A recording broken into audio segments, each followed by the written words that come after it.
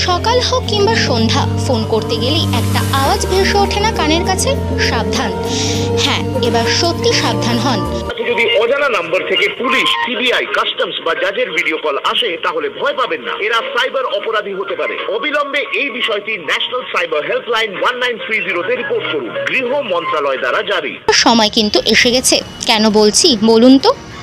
গত পরশু national cyber crime reporting portal complain করেন একজন। তার ভিত্তিতে চণ্ডীতলা থানায় একটি কেস রুজু হয়, যার নাম্বার 9625। কমপ্লেন বিষয় হলো কয়েকজন ব্যক্তি ভুয়ো পরিচয় 2টি নম্বর থেকে বিভিন্ন লোকেদের মিথ্যে কথা বলে তাদের সিম্প্যাথি কুড়িয়ে তাদের কাছ থেকে টাকা নিয়ে যেত, কিন্তু সেই টাকা আর ফেরত দিত না।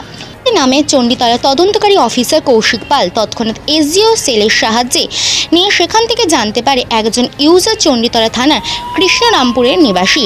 সময় নষ্ট না করে তৎক্ষণাৎ সে ঠিকানায় পৌঁছে জিয়াউর রহমান বলে ব্যক্তিকে আটক করে তাকে জিজ্ঞাসাবাদ করে জানতে পারে ওই দুটি সিম তারই। সে ওই দুটি সিম তার মেয়ে এবং স্ত্রীর নামে কিনে রেখেছিল, যেগুলি এখন ইনঅ্যাক্টিভ আছে। এর সাথে সে স্বীকার করে এই ভুয়ো কলগুলো ওই করতো লোকেদেরকে, কিন্তু যে কিউআর কোডের মাধ্যমে টাকা নিত সেটা তার বন্ধু, তার নাম অচিন্ত ভর, সেও কৃষ্ণরামপুরের নিবাসী।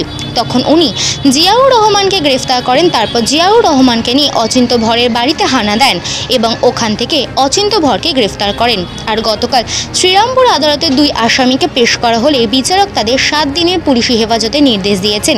তবে পুলিশের এই পদক্ষেপে খুশি এলাকাবাসী প্রশংসা কুড়িয়েছে। চণ্ডীতলা থেকে দেবাজিতা সরকারের report, channel news Bangla TV.